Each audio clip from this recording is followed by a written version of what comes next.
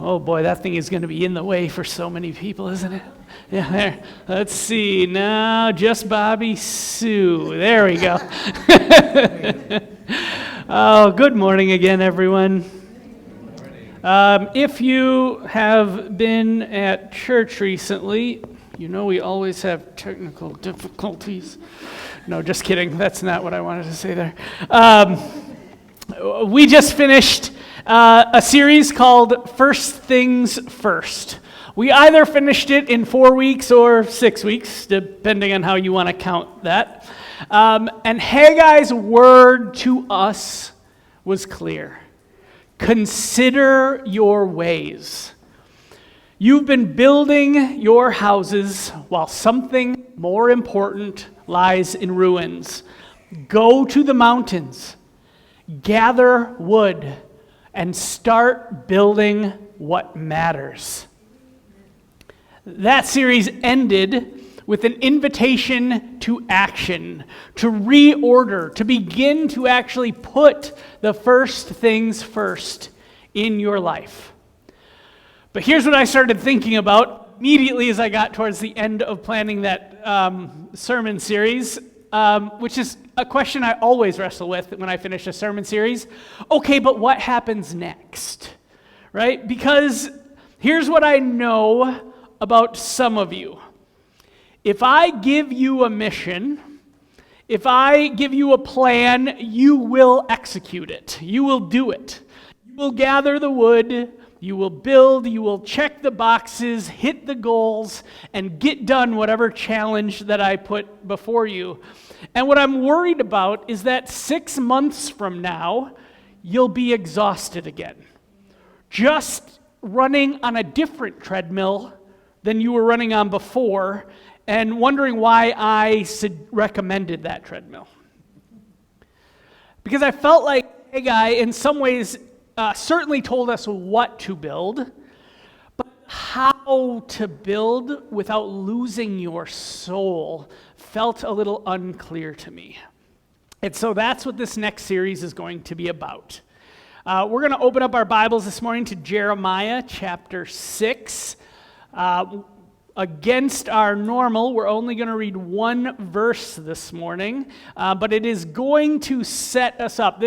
Verse is going to be the anchor of our series for the next 7 weeks, so I want to spend a little time on it. Jeremiah 6:16. In Jeremiah 6:16, God is speaking to his people, and he says, "Stand at the crossroads and look. Ask for the ancient paths. Ask where the good way is, and walk in it, and you will find rest for your souls." Stand at the crossroads and look. That is where we are right here. Still at the start of a new year, coming off of a series about priorities, and now God says, stop. Look around. As you are trying to discern where the path you're on is taking you, right? That was the challenge of Haggai. Where is the path you're on actually taking you? As you're considering that, consider that there may be a path that you've forgotten about. It says, ask for the ancient paths. Not the new paths, not the innovative paths, not the paths with fancier marketing and slicker production and more followers, but the ancient paths. Ask where the good way is and walk in it. This isn't just about knowing. It's about walking, doing, embodying. And then it ends with the promise, you will find rest for your souls. That is what we need. Not another productivity system. Not another list of habits, but rest for our souls. And here's what I'm noticing and what I'm sure you're noticing in the world right now. People are exhausted. And I don't just mean tired, I mean soul tired. The pace of everything just keeps accelerating. There is a fresh scandal or something to be incredibly angry about almost every single day. There is new technology every 6 months, new apps, new platforms, new ways you're supposed to be doing everything. The pressure to keep up, to stay relevant, to not fall behind. And it's not just out in culture. In churches, we are dealing with this too. With the struggle of how to or whether to engage in the story of the moment. We feel the pressure to have better lights, better websites, better content, to compete with other churches for people's attention. To find the next new thing that's finally going to reach people for Jesus.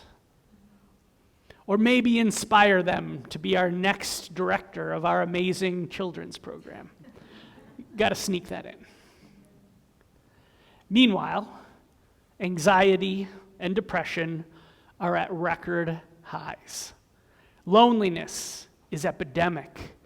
People have more connections than ever and feel more alone than ever. And here's what's actually happening. There's been a beautiful trend lately that we get to hear about at pastor conferences that I don't know if you guys get all this information. Bible sales are up 40%. Paper Bible sales are up 40% in the last 12 months. In a world of technology where we can get 100 translations of the Bible for free on our phones, paper Bible sales are up 40%.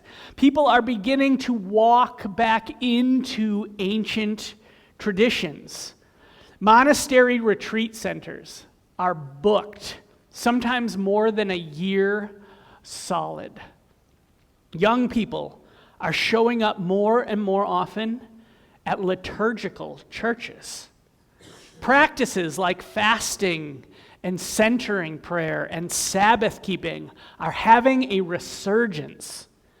People aren't looking for the next new thing anymore. They're starving for something that is rooted, for something that was true before they were born and something that will be true long after they die. The world keeps saying, move forward, innovate, keep up. But God says, peace, be still. Look back. Ask for the ancient paths. What if the path back is actually the path we need to go forward? Years ago, jeepers, over a decade ago now. Boy, my Wisconsin came out there, didn't it? Oh, jeepers. I discovered a book, what must have been given to me by a friend of mine. It was by someone named Brother Lawrence. Some of you might know the name Brother Lawrence. Most of you probably don't. He was a French monk in the 1600s. He worked in a monastery dish room. He had no formal education, no impressive title. He was literally just a guy who washed dishes and repaired sandals.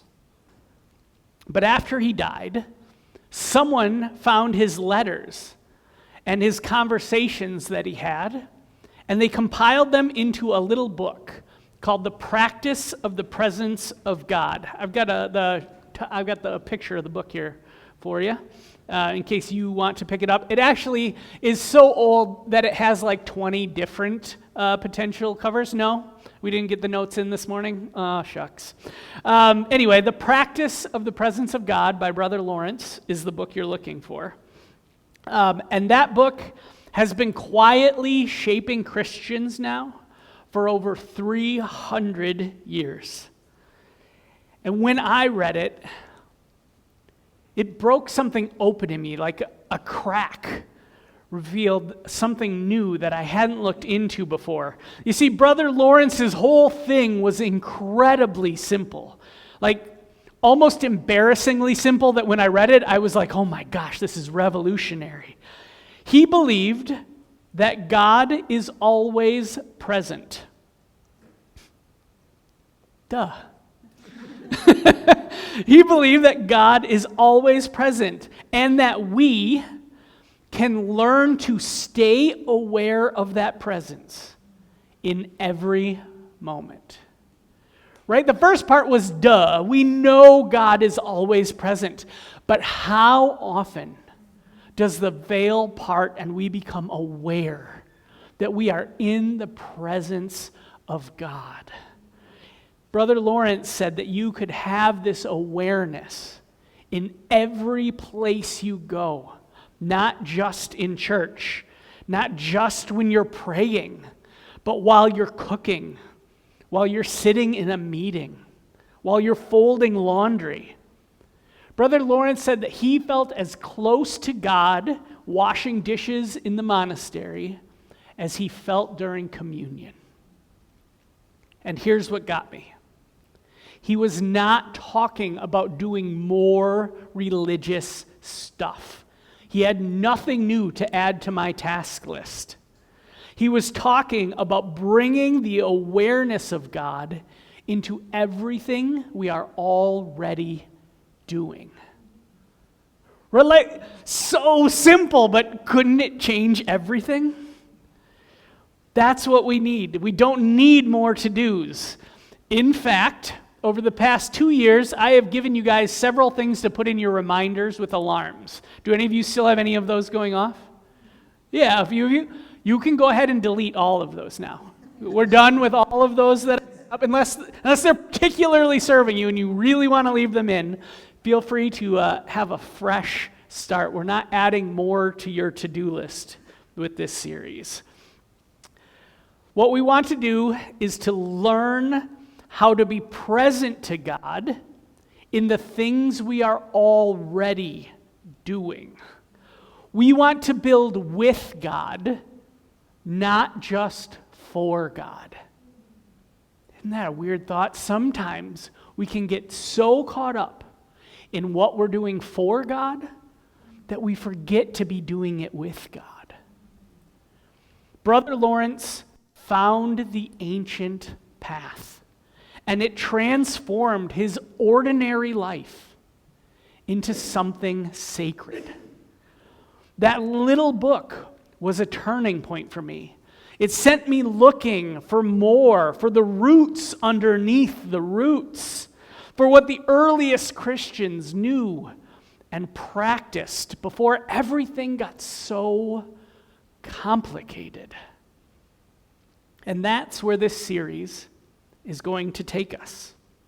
For the next 7 weeks, we are going to walk the ancient path together. We are going to go back to the early church, to the 1st, 2nd, and 3rd centuries, to recover what they knew about following Jesus. And here's the thing to remember. Most of them did not have church buildings. They did not have worship bands or projectors or fog machines. They didn't have celebrity pastors or Christian bookstores or Instagram. What they had was a way of life, a path, practices that formed them into the image of Christ. And one of the most important things, one of the most important jobs the early church had was to prepare people for baptism. You see, if you wanted to become a Christian in the 2nd century, you didn't just walk forward and say a prayer. You entered something called the catechumenate.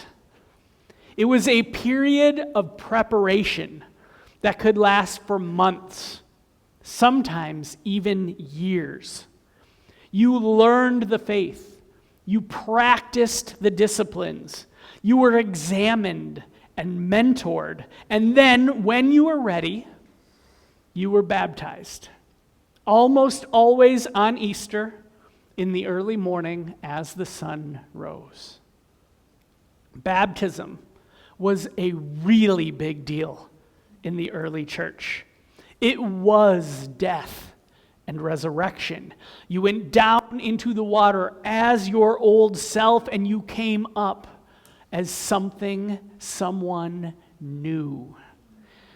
And the weeks leading up to Easter, what we now call Lent, they didn't have that title yet back then, but we call it Lent. But they did celebrate this season of 40 days. What these were the final intensive season of their preparation for baptism. There was fasting and prayer and confession, learning what it meant to die to the old life and rise to the new. That's what Lent was for. It was not for giving up chocolate. That's just renewing your New Year's resolution with religious flowery language attached. I do think that is the reason Christians generally hold on to their New Year's resolutions longer than others. I think because we have Lent, we get to kind of re-up a month and a half later.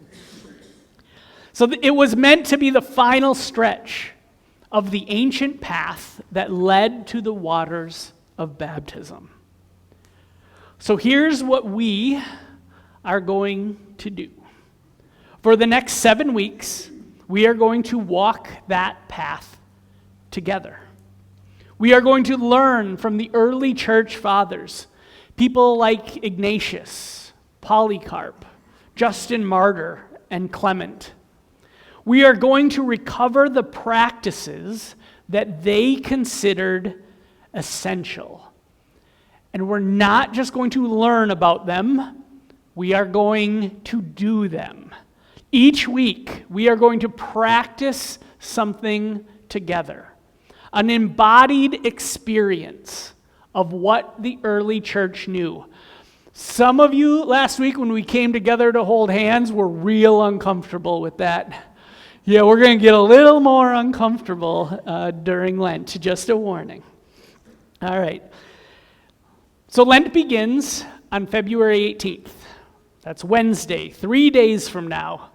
This series is going to carry us through Lent and all the way to Easter Sunday. And on Easter, we are going to do what the early church did. We are going to baptize. If you have never been baptized, this is your invitation. Walk the ancient path. Prepare. And if you're ready, step into the waters on Easter morning. Now, if you have been baptized, I want to be really clear about something. Your baptism, no matter when you were baptized, was real and was valid. God was in it and around it and working through it.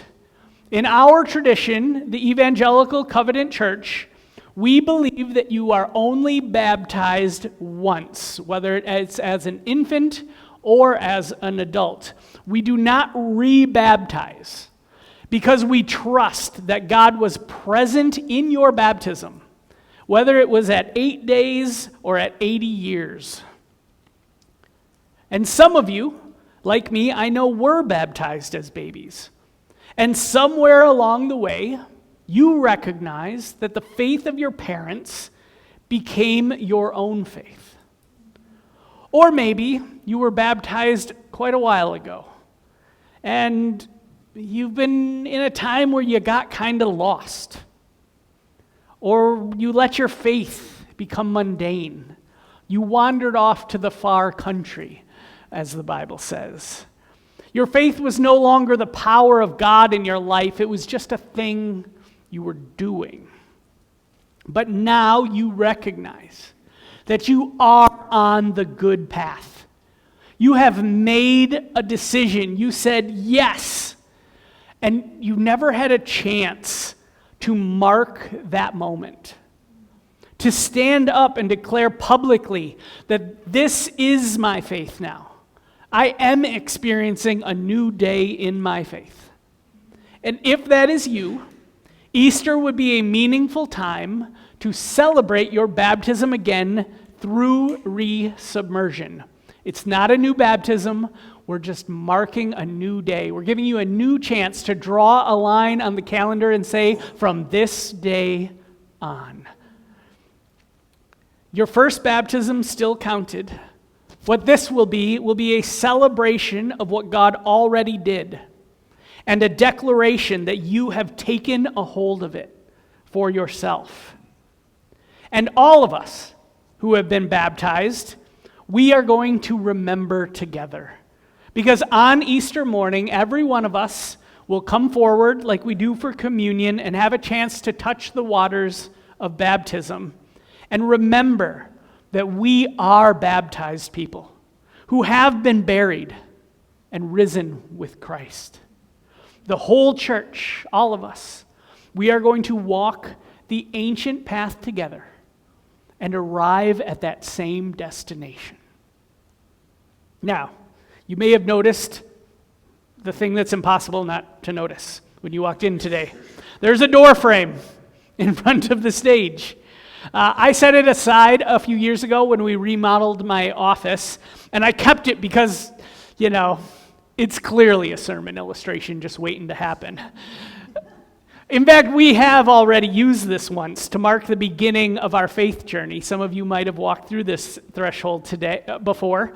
But today, we are going to use it as the threshold of a new way of living, as a commitment to say, yes, I will be a part of walking this ancient path. This Lent season, I am going to do more than give up chocolate. I don't know exactly where we're going, Pastor Anthony, but it sounds awesome, and I want to take this ride. I want to be a part of it. Jeremiah said to stand at the crossroads and look. Here is our crossroads. The ancient path will be on the other side of this door frame. In a moment, I'm going to move this thing out to the middle here. I'm going to need a little help, Aaron. And you are going to have the chance to cross through this threshold. Not because walking through the door frame is magic, but because your body sometimes remembers what your mind forgets. And sometimes you need to do something to make it real. Sometimes you need to do something in public to give yourself a little accountability. So if you are willing to go with me down these ancient paths, to take it seriously for 7 weeks, not to just sit and listen for an hour on Sunday, but to actually practice the ancient paths that we're going to talk about each week, I want to invite you to walk through the door once the music starts. If you are considering baptism or resubmersion, then I strongly encourage you to walk through to begin preparing your way.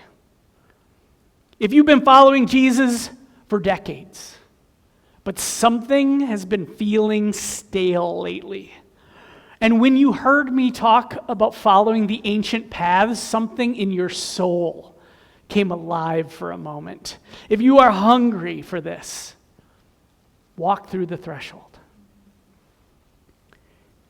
Honestly, if you're not sure what you believe yet, but you're curious and are willing to explore, to spend the next 40 days just saying, what if Jesus did all he said he did? And what if he will do all he said he will do? Walk through the door. This is a beginning. But first, our practice for today. It's one that Brother Lawrence would have recognized from his worship service. I'm going to ask you to sit in silence for 60 seconds. No music, no words, just you and God. Practice the presence of God. Notice that he is here, that he has been here the whole time. One of my friends shared a story with me. He's got a little guy, I think he's 5 years old, and they were praying before dinner. And he folded his hands and bowed his head and said, "Oh, hey, God, I forgot about you." What a sweet way, right? It's so easy to just forget for a moment. So 60 seconds, and then the music will begin, and you can come forward just like you do for communion. We'll work our way around the outside, come down the middle, and loop back to our seats. So let's begin. 60 seconds of silence. You guys ready? Let's become aware of God's presence.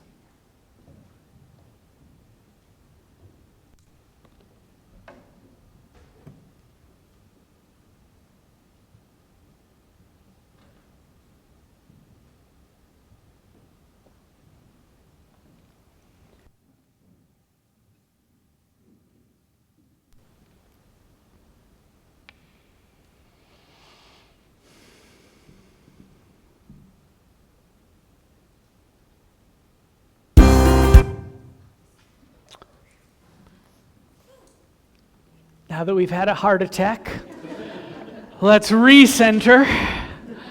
We're going to try that one more time. I promise I wasn't pranking you. I have no idea what happened. I just wanted to see if it was anyone's time to go see Jesus. Okay, 60 seconds of silence, one more time. Awareness of God's presence is what we're striving for. Lord, may we be aware.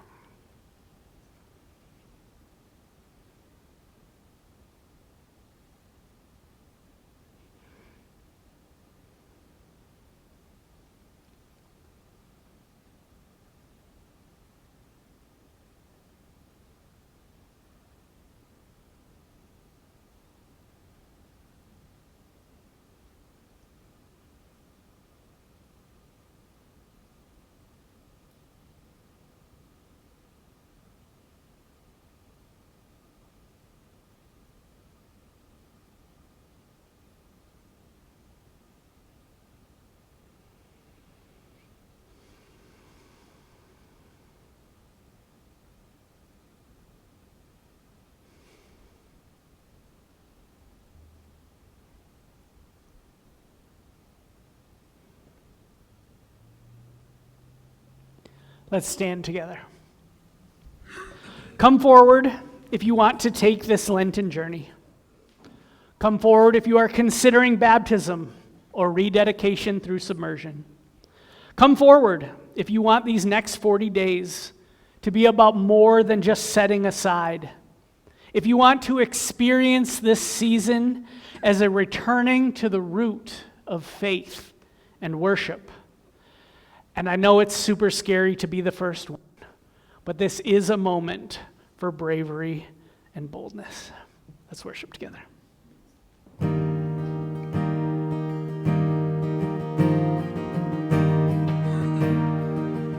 Just right here in front of Sometimes sorrow is the door to peace. Sometimes heartache is a gift I need. You're faithful, faithful in all things. In every high and every low, on mountain tops, down broken roads, you're still my rock, my hope remains. I'll rest in the arms of Jesus, come what may. Come what may. Come what may. There is deep joy that you give to me, where hurt meets the healing is a holy thing. I see goodness, your goodness in all things.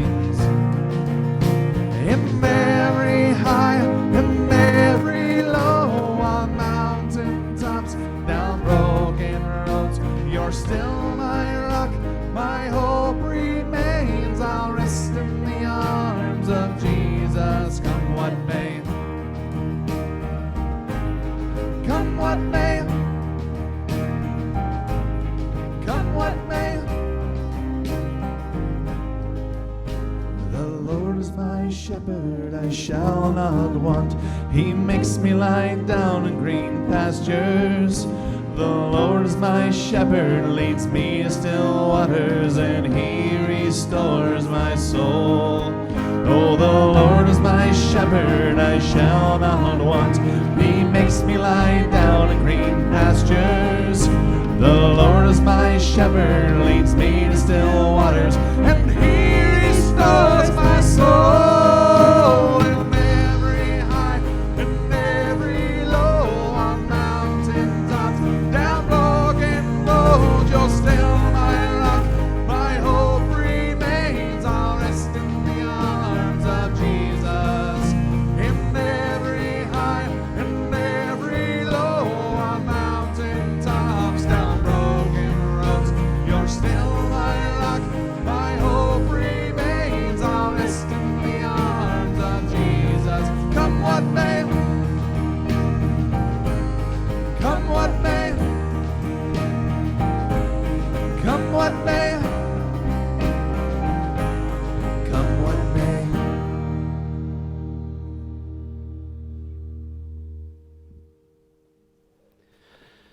As we walked through this door, I want to give you something to take into your week, this week's practice. And 60 seconds of silence just doesn't seem like enough. So what I want you to do this week, every day, you are going to walk through doorways.